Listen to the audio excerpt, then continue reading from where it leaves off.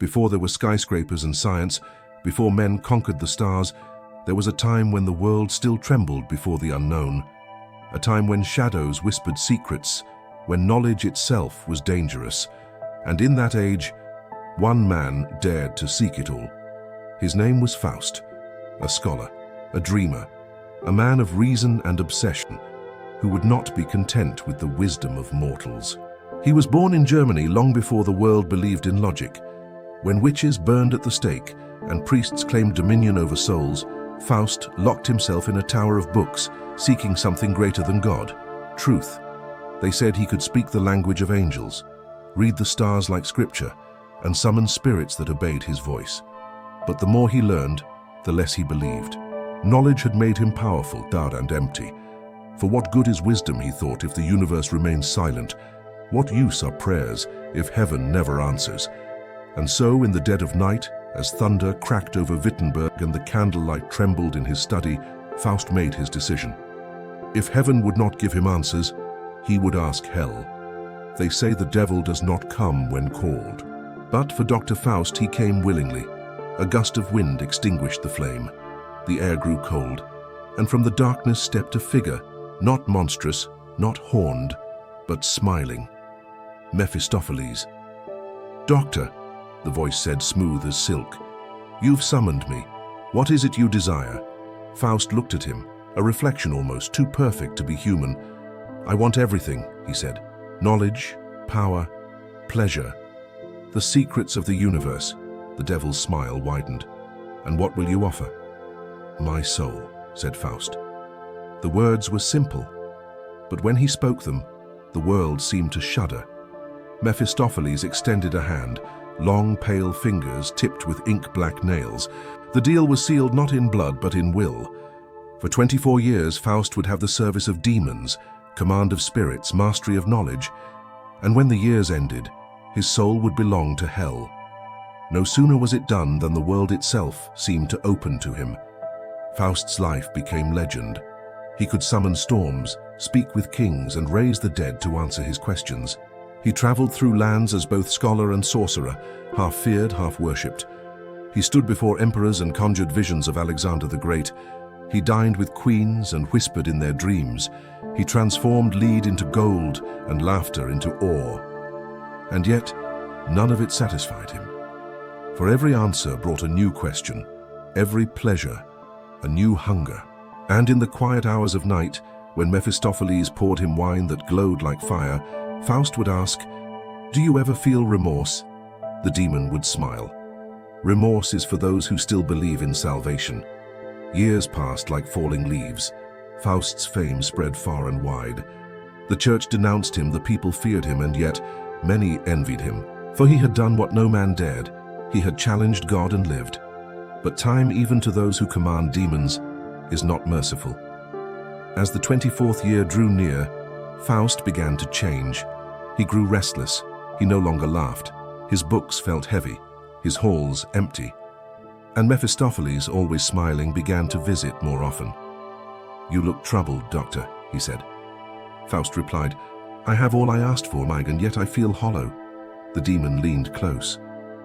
"You asked for everything, except peace." Faust turned away. Peace was for the ignorant. He sought escape in indulgence. He surrounded himself with music, with lovers, with wine and illusion. He made kingdoms tremble with his tricks. Yet beneath every triumph was the same whisper, a clock ticking toward damnation. One night, a storm struck the city.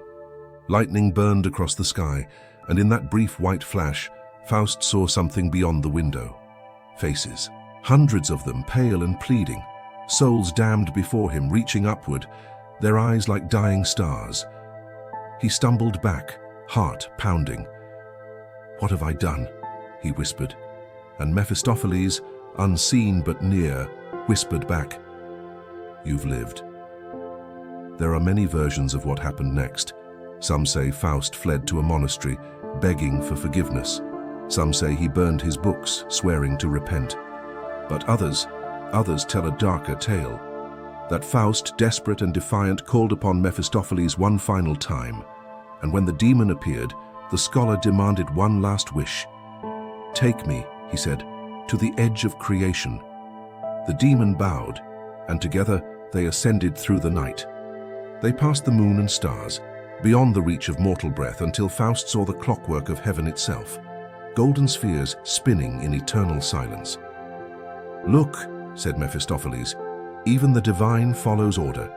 The universe is a prison made of light. You should be grateful you chose the darkness."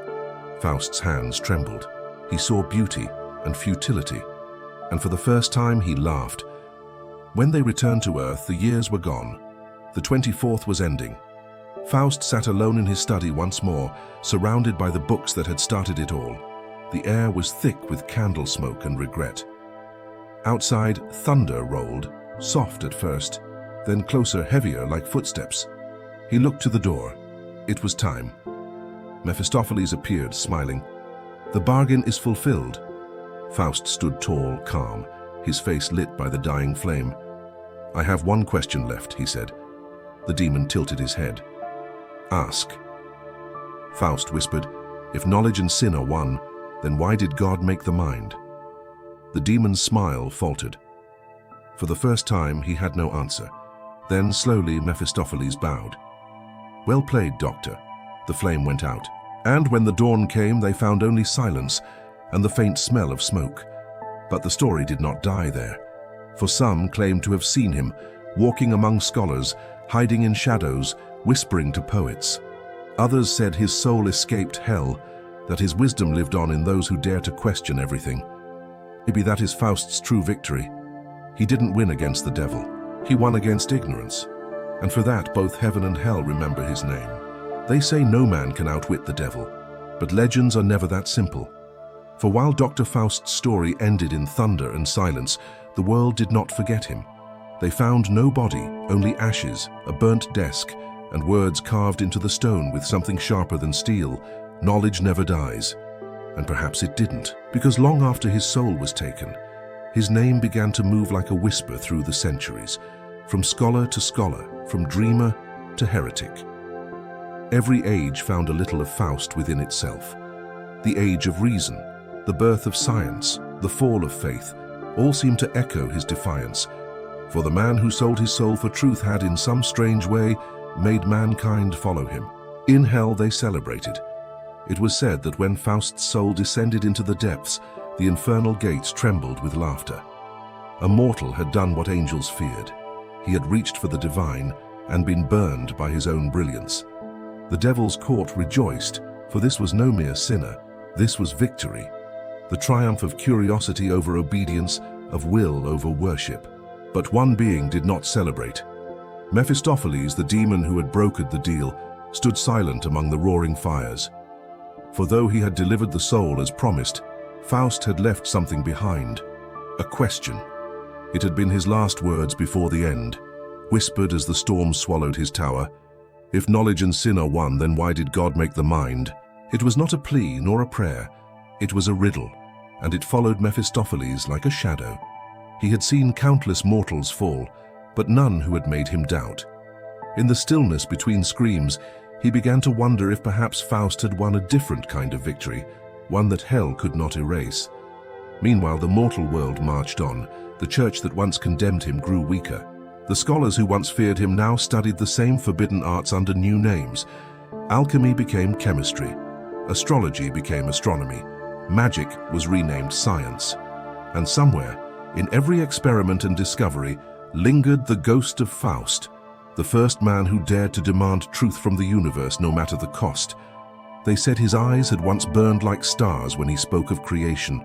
They said he had looked into the abyss not for evil, but for understanding. Perhaps that is what damned him, not wickedness, but wonder. For the devil does not need hatred to claim a soul. Curiosity will do just fine. As centuries passed, the legend changed. Some said Faust's soul was torn apart and scattered across the earth, each fragment finding a new host, a painter, a poet, a scientist, a dreamer. Others said he escaped hell entirely, tricking the devil with his final question, and now wanders unseen among those who chase knowledge without fear. But there is another story, one that few dare to tell. It is said that Mephistopheles, still haunted by Faust's words, returned to the mortal realm centuries later. He walked among men in disguise, not to tempt, but to understand. What he found was a world transformed. The towers of faith had been replaced by towers of glass and iron. The priests who once burned books now read them, and everywhere men and women sought to master the very forces that once terrified them. They split the atom, reached beyond the stars, created machines that could think and speak. And Mephistopheles smiled, for this was the devil's true triumph. He had not needed to tempt another Faust. Humanity had become him. Every invention, every discovery, every pursuit of power was another echo of the same deal, another soul trading peace for knowledge. And yet, there was something else in their eyes. The same emptiness Faust once knew. For the more they learned, the less they understood. The higher they climbed, the darker the sky became. The devil's work had been done perfectly, not through corruption, but through enlightenment. Some say Mephistopheles returned to hell and stood before Lucifer himself. "It is done," he said. "Faust's curse has become the nature of man."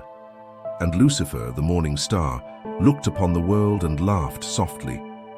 "Then perhaps," he said, "it was not a curse at all. Perhaps it was my gift." But the story does not end there. In 1637, a monk claimed to find a book hidden in the ruins of Wittenberg. It was old, inked in a red so deep it seemed alive. The cover bore no title, only a symbol, a serpent devouring its own tail. Inside were words said to be written by Faust himself, recounting the final hours before his end. He wrote of a mirror that Mephistopheles had shown him, not a reflection but a vision of the future. He saw cities stretching into the heavens, men walking on the moon, fire harnessed in their hands. He saw the same hunger that had consumed him burning now in everyone. And at the end of the vision, he saw faces, countless faces, staring through glass screens, whispering to invisible voices, searching for meaning in the void. And Faust wept, not for his own soul, but for what he had begun. For in the endless pursuit of knowledge, mankind had found neither God nor peace, only itself.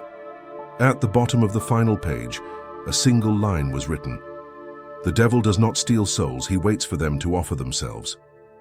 The monk who found the book was never seen again. The manuscript was said to have burned in a monastery fire.